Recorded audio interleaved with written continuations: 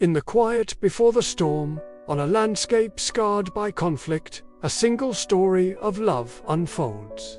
It begins not with the roar of cannons, but with the scratch of a pen on paper. A soldier, far from home, pours his heart into a letter. Each word, a bridge across the miles, a testament to a love that war cannot diminish. His name is Thomas, and he writes to Eleanor, the keeper of his past and the promise of his future. The scene shifts, the ink on the page dissolving into a sun-drenched memory. A picnic by a lazy river, the sound of her laughter mixing with the rustle of leaves. He remembers the warmth of her hand in his, the way her eyes would crinkle at the corners when she smiled. These are the moments he clings to, the fragments of a life he fights to return to. They are his armor, more vital than any steel plate he wears. But the idyllic vision shatters. The whistle of an incoming shell yanks him back to the grim reality of the trenches. Mud, cold, and fear are his constant companions. He and his comrades move through the chaos, a brotherhood forged in the crucible of battle. They share rations, stories, and the silent understanding that any day could be their last. Through it all, the thought of Eleanor is a steady flame in the darkness, a whispered prayer for survival.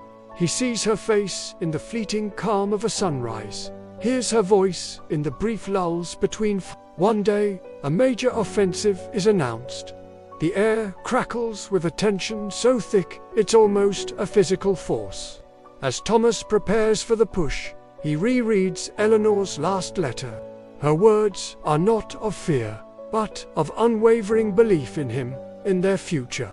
She writes of the garden she's planting, a symbol of hope and new beginnings. She tells him she waits, not with bated breath, but with a patient, steadfast heart. Her love isn't a fragile thing to be protected. It's a force, a source of incredible strength that travels across continents to find him in his darkest hour. The charge begins. The world dissolves into a symphony of destruction. It's a blur of motion, of shouting, of the ground trembling beneath his feet. Thomas moves on instinct, his training taking over. He runs, he ducks, he fights.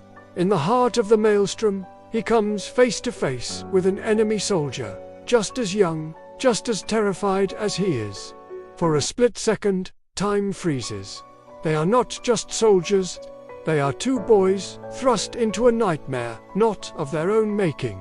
In that critical moment, it's not hatred that fuels him. It's love. The image of Eleanor flashes in his mind, her smile, her unwavering faith. He is not just fighting for a flag or a piece of land. He is fighting for a future with her. He's fighting for more picnics by the river, for quiet mornings and shared laughter. That vision gives him the clarity, the speed, the will to overcome. He survives the encounter, not through rage, but through a desperate, powerful need to live, to return to the love that awaits him. The battle rages on, but something inside him has shifted. He is no longer just a soldier enduring. He is a man with a purpose, a man fighting his way back home.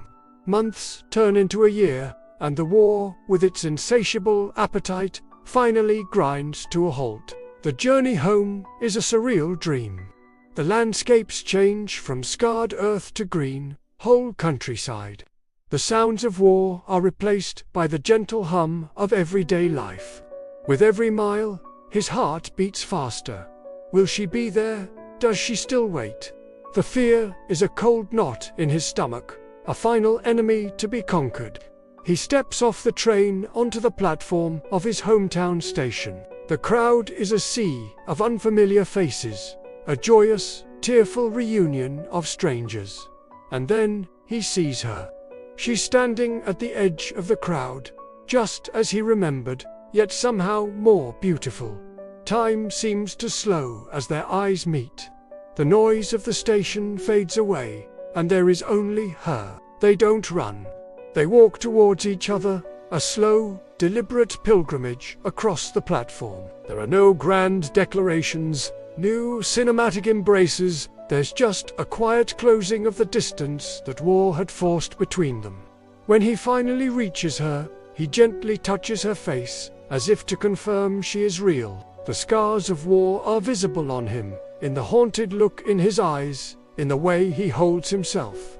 And she sees them, not with pity, but with a profound understanding.